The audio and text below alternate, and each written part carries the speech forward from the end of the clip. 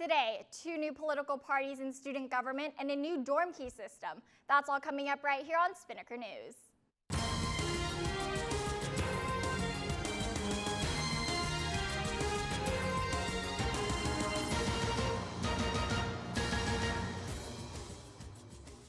Hello Ospreys, I'm Tedlyn Locke and you're watching Spinnaker News on Spinnaker Television. 2 new political parties have been formed at UNF.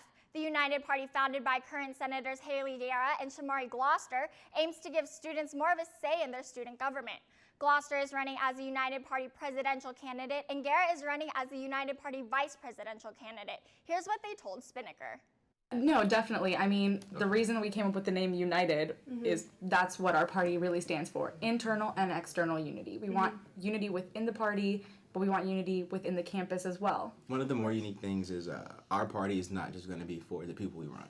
Our party is going to be for students at large. The Party for Action, founded by True Rains, former elections commissioner, and Ryan Hennessy, looks to take more action in implementing students' ideas. Rains is running as the Party for Action's presidential candidate, and Hennessy is running as the vice presidential candidate. Rains also sat down with Spinnaker.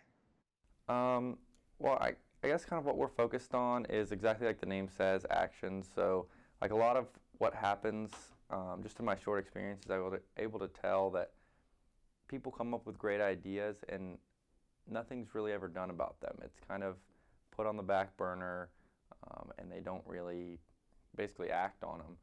And so that's kind of what we want to do. As for the Red Party, they announced on their Facebook page February 3rd that Matthew Harris, former Attorney General, is the presidential candidate, and Amanda Woolham, is the current Government Oversight Committee chairwoman, is the party's vice presidential candidate. Voting for these new positions will be held March 10th and 11th.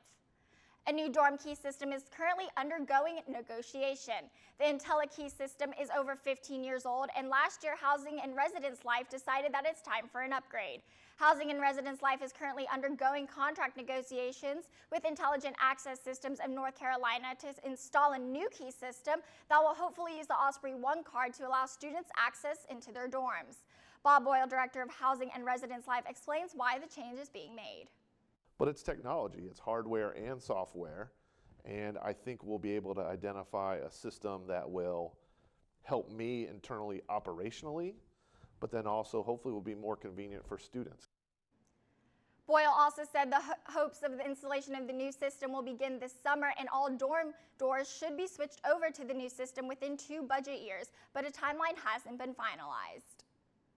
All right, Ospreys, it's time to check in with Catherine Marsh for your Spinnaker weather update.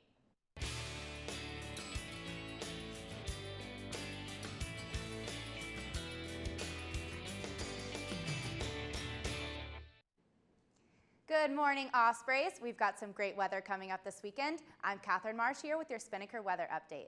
It's currently 48 degrees and it looks like it's going to be a beautiful Friday morning with mostly sunny skies and a high of 56. Still looking a little windy and chilly, however, with northeast winds at about 13 to 16 miles per hour and a low at 35. Tonight will cool down a little bit as well with a low around 38 and winds at about 6 to 11 miles per hour. If the sunshine is enough to hit the beach, Surfline reports that waves will be about 3 to 4 feet, which is about waist to shoulder high.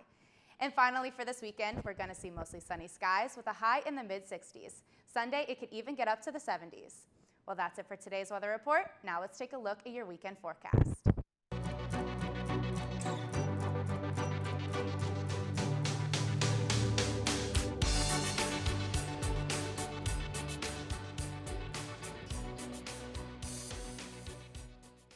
Thanks, Catherine. Now for your sports preview weekend, here's Alex Gatlin.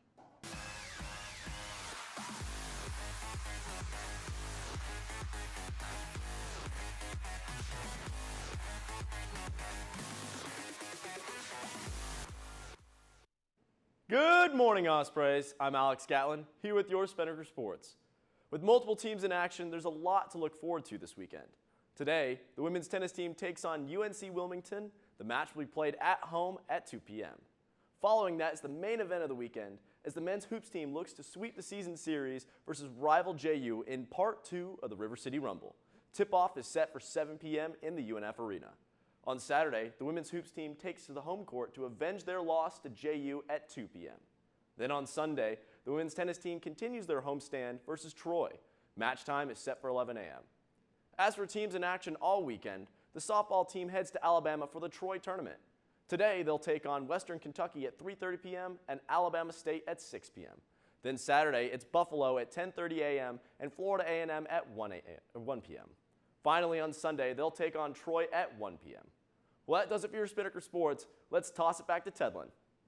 Thanks, Alex. Well, that's all the time we have for you today on Spinnaker News. But for more on the stories reported today and other stories, you can check out unspinnaker.com. You can also like the Spinnaker on Facebook at facebook.com/UNFSpinnaker. And you can follow us on Twitter and Instagram at UNFSpinnaker. For Catherine Marsh and Alex Gatlin, I'm Tedlin Locke. Have a fantastic Friday, and we'll see you back here next week.